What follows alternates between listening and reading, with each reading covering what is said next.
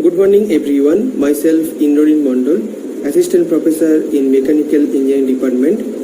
Today I am going to present an important lecture on fracture related to materials engineering. Let's start the session. Fracture.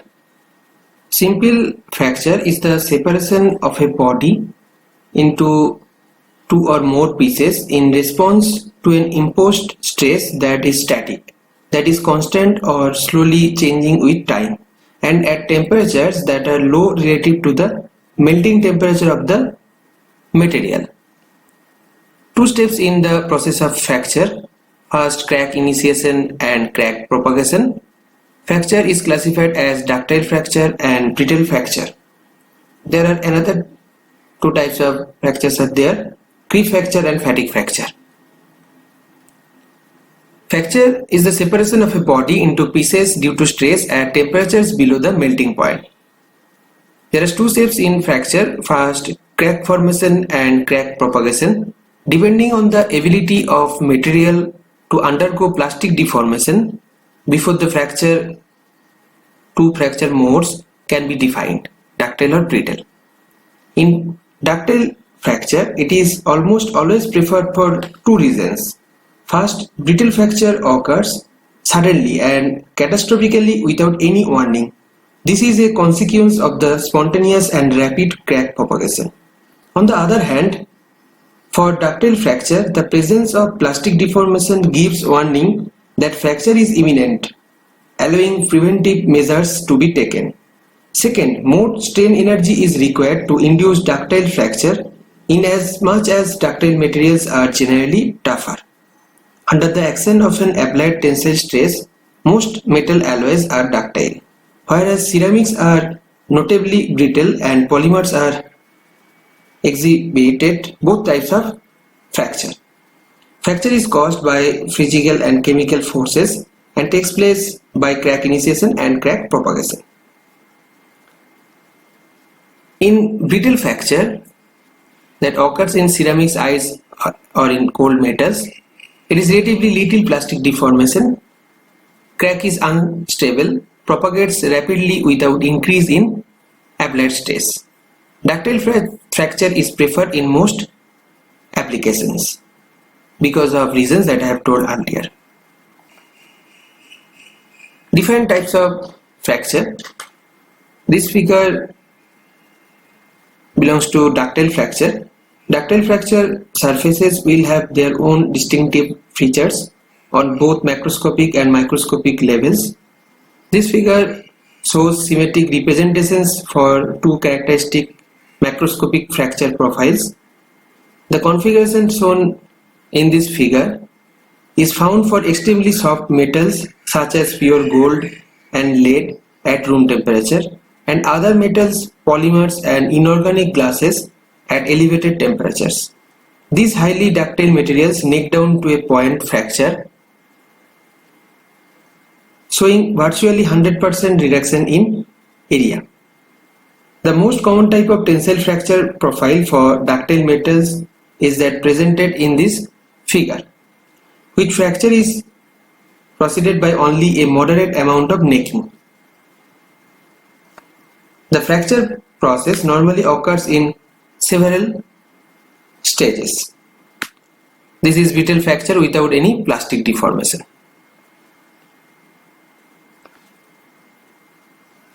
This is the schematic diagram of various stages in the cup and cone type of fracture.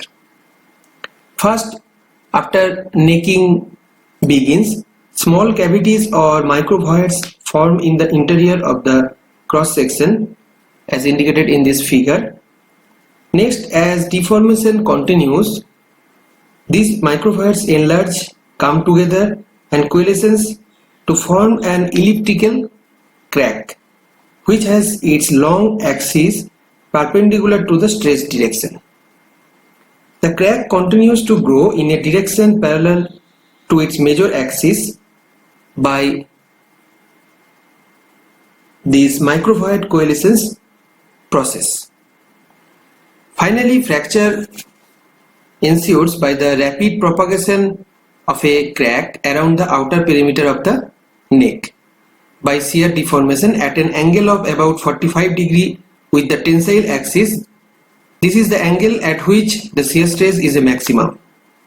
Sometimes a fracture having this characteristic surface contour is termed a cup and cone fracture because one of the mating surfaces is in the form of a cup and the other like a cone. In this type of fracture specimen, the central interior region of the surface has an irregular and fibrous appearance, which is indicative of plastic deformation. And last fracture occurs. Brittle fracture. Brittle fracture exhibits or no plastic deformation and low energy absorption before failure. The word brittle is associated with a minimum of plastic deformation. That is, with a brittle fracture, the material fractures with very rapid propagation of crack with very little or no plastic deformation, like say China cup. The salient features of brittle fracture are: brittle fracture occurs when a small crack in a material grows and the movement of crack involves very little plastic deformation of the metal adjacent to the crack. Growth continues until fracture occurs, that is crack propagation. And therefore, they form fewer bonds. Obviously, surface atoms are at a higher energy than a plane of interior atoms. Brittle fracture contains in destroying the interatomic bonds by normal stresses. Brittle fracture in metals is characterized by a rapid rate of crack propagation with minimum energy of absorption, with no gross deformation and very little micro deformation. Adjacent parts of the metal are separated by stresses normal to the fractured surface.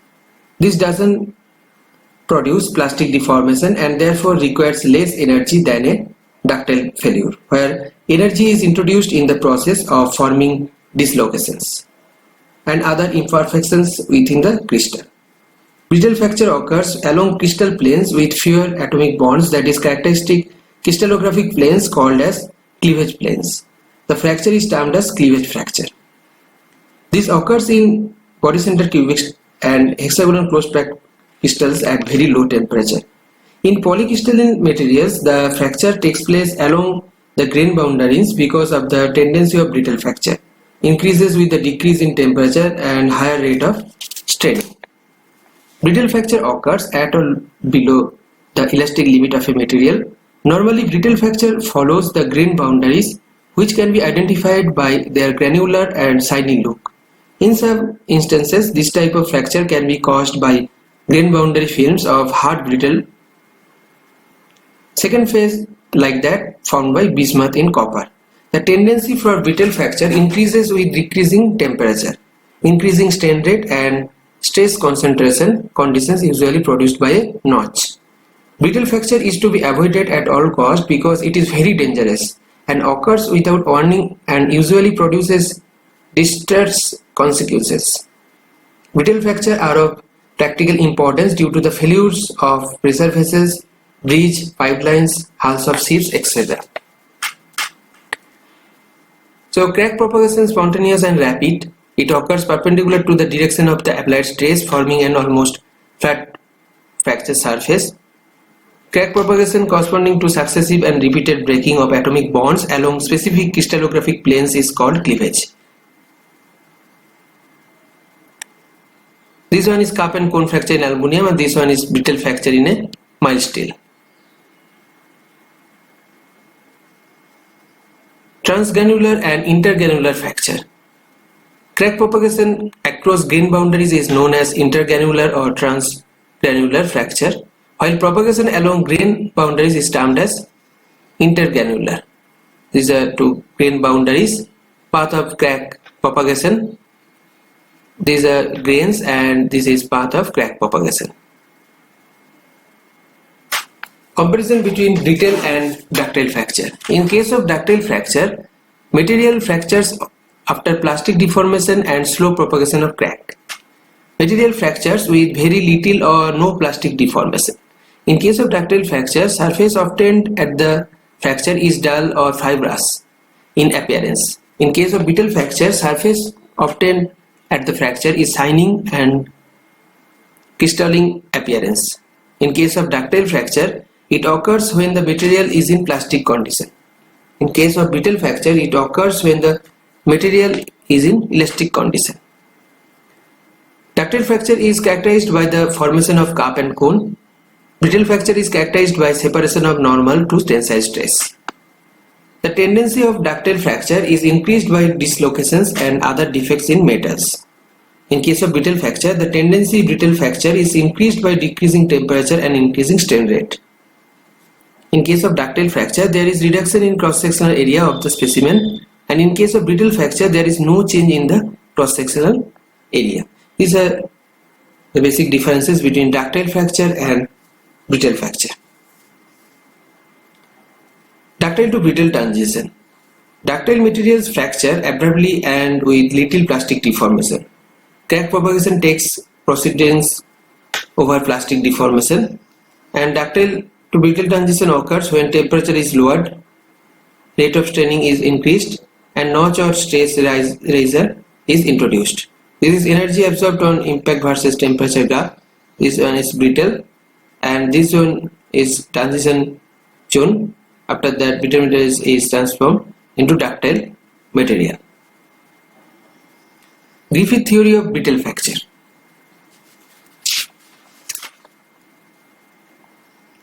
Griffith proposed that a brittle material contains a population of fine small cracks and flaws that have a variety of sizes, geometries and orientation, which produces a stress concentration of sufficient magnitude so that the theoretical cohesive strength is reached in localized regions at a nominal stress which is well below the theoretical value.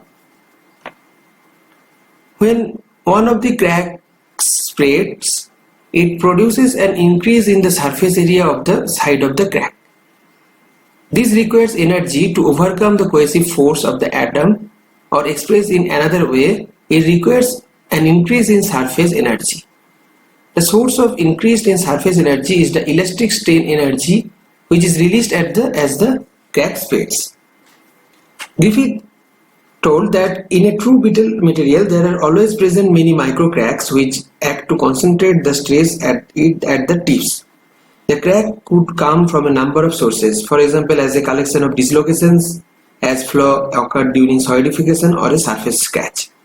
In order to explain the mechanism of ideal brittle fracture, let's consider the stress distribution in the vicinity of a crack and the conditions under which it propagates with a constant velocity.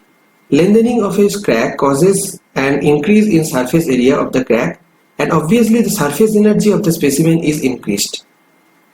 Moreover, there is also compensating release of energy. With the crack becoming longer, the material on both sides of crack can no longer store elastic energy, since the tensile stress cannot be transmitted across the crack. This means an increase in crack length causes the release of elastic energy. Griffith remarked that when the elastic energy released by extending a crack was equal to the surface energy required for crack extension, the crack would grow. Griffith established the following criteria for the propagation of a crack. A crack will propagate when the decrease in elastic strain energy is at least equal to create the new crack, or the decrease in strain energy results from the formation of a crack. Consider the crack model as shown in the figure. The thickness of the plate is negligible, so the problem can be treated as one in plane stress. The cracks are assumed to have an elliptical shape. Crack length is 2c and half of the crack length is small c. The effort of both types of cracks on the fracture behavior is the same. According to Griffith criteria, the crack will propagate under a constant applied stress sigma if an incremental increase in crack length produces no change in the total energy of the system. That is, the increased surface energy is compensated by a decrease in elastic strain energy. That is, d of del u by d suffix c is equal to 0, where del u is the total change in potential energy resulting from the creation of the crack, which is equal to del u equal to U suffix S plus U suffix E. U suffix S is the surface energy due to presence of the crack, that is equal to 4C gamma S. Gamma S is the surface energy per unit area in joule per meter square. U suffix E is the elastic strain energy per unit of the plate thickness, is equal to minus pi c square sigma square by capital E. The negative sign indicates that the elastic strain energy stored in the material is released as the crack formation takes place. Where sigma is the tensile stress acting normal to the crack of the length, and negative sign is used because growth of crack releases elastic strain energy. So d del of U by dc equal to 0 equal to d of dc 4c gamma s minus pi c square sigma square by capital E. Then you will get the tensile stress value, that is root over of 2e gamma s by pi capital C. This relation shows that the stress necessary to cause the brittle fracture, that is the critical value of stress, varies inversely as the square root of the crack length. This means the tensile strength of a completely brittle material is determined by the length of the largest crack existing before loading. This relation is known as Griffith equation. So this equation gives the stress required to propagate a crack in a brittle material as a function of the size of microcrack. I have told that the fracture stress is inversely proportional to the square root of the crack length. Let's discuss one problem regarding Griffith equation. Suppose a relatively large plate of a glass is subjected to a tensile stress of 40 megapascal. If the specific surface energy and modulus of elasticity for this glass are 0.3 joule per meter square and 69 GPa respectively, determine the maximum length of a surface flow that is possible without fracture. The formula is 2e gamma s by pi sigma square. Then you have to put all values in this equation. See, modulus of elasticity is given as 0.3 joule per meter square, so put the values, and gamma s, that is surface energy, is also given 69 gigapascal. So 2 into 69 into 10 to the power 9 into the power meter square multiply with 0.3 Newton per meter by pi into tensile stress is also given 40 megapascal. 40 into 10 to the power 6 Newton per meter square. Then you will get the value 0.0082 millimeter, that is 8.2 micron. From this video you will get knowledge about various types of fractures, particularly brittle fracture and ductile fracture, Griffith equation. If you want to get more videos, please like, share and subscribe my channel. Thank you.